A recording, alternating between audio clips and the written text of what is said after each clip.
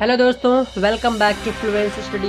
दोस्तों, हम एक ऐसी आज स्टोरी लेकर आए हैं जो आपको दिन भर के लिए प्रेरित करेगी और हमेशा याद रखेगी। तो चलते हैं इस स्टोरी की तरफ। दोस्तों, जीवन में किसी भी काम को लगातार करना या किसी राह पर सफलता मिलने तक बिना रुके चलते रहना इतना भी आसान नहीं होता है।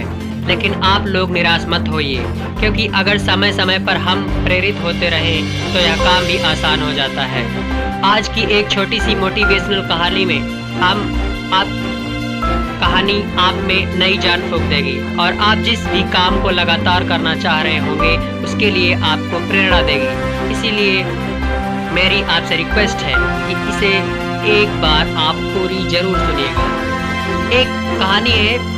एक छोटे से खेत में एक जवान लड़का और उसका दादा मिट्टी खोद रहे थे। वे मिट्टी को पलट रहे थे, उसकी गांठ को तोड़ रहे थे ताकि मिट्टी उस वर्ष की बुआई के लिए अच्छे से तैयार हो सके। उस काम में काफ़ी कड़ी मेहनत थी, लेकिन उनके सभी प्रयास एक अच्छी फसल प्राप्त करने के लिए आवश्यक थे। बूढ़ा आदमी अपने 70 वर्ष की उम्र में भी अच्छी तरह से कड़ी मेहनत कर रहा था। हाँ, थकान से वो भी हाँफ रहा था। हर प्रकार के जोर से उसके माथे से पसीना टपकता था, लेकिन फिर भी वह शिकायत नहीं कर रहा था। उसका पोता जो महज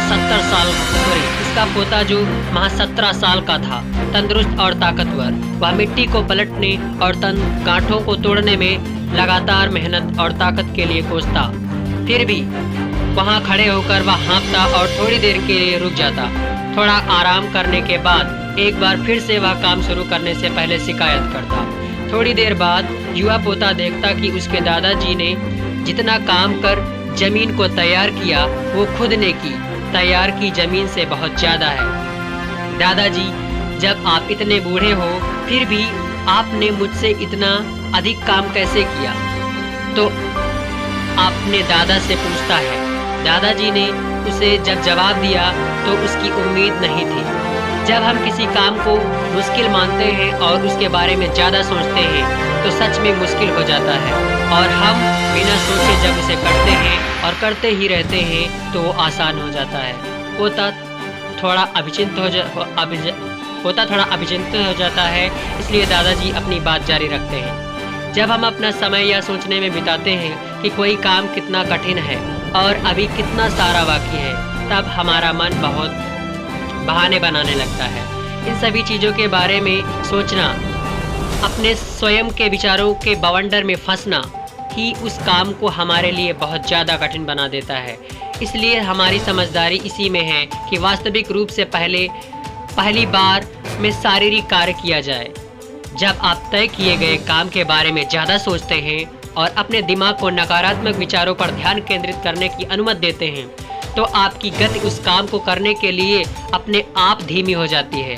अगर आपको किसी भी काम के दौरान सकारात्मक बनाए रखना चाहते हैं तो आपको तुरंत उस काम को शुरू करना चाहिए। और अगर देखना है और सोचना है तो जितना आप आगे बढ़े, यानी कि जितना काम अपने अच्छे से खत्म कर लिया, उसे देखें ना कि जो बाकी है उसके बारे में विचार करें। ऐसा करने से एक सुखद और सकारात्मक एहसास आपको उस काम को लगातार रहने की ऊर्जा देता रहेगा। दोस्तों, कहते हैं कि रख हौसला वो मंजर भी आएगा, प्यासे के पास चलकर समंदर भी आएगा।